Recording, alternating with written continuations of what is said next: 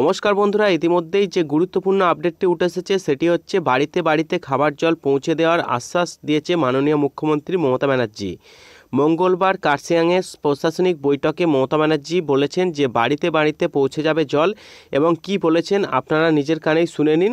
তো পৌঁছে দেওয়ার আশ্বাস দিয়েছেন 2023 সালের মধ্যে বাংলার সব মানুষের ঘরে পৌঁছে যাবে জল, এবং মঙ্গলবারের বৈঠকে এমনটাই বলতে শোনা গেল মমতা ব্যানার্জিকে। এদিন বঙ্গে কর্মসংস্থান বাড়ানোর কথাও বলেন তিনি। তো কি বলেছেন আপনারা নিজের কানেই শুনে নিন। একটা হচ্ছে স্বপ্ন, জল স্বপ্ন, প্রত্যেক বাড়িতে বাড়িতে আমরা পানীয় জল পৌঁছে যাব।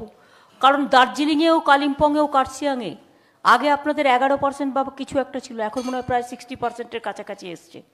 আমরা কিন্তু 23শে ডিসেম্বরের মধ্যে আমরা 100% বাড়িতে পানীয় জল পাইপে সাপ্লাই করব, যেটা দার্জিলিং, কালিম্পং টালিম্পংয়ের সবার সমস্যা, এটা সারা বাংলা জুড়ে হবে। ঠিক আছে, এটাকে খুব গুরুত্ব দিয়ে করতে হবে।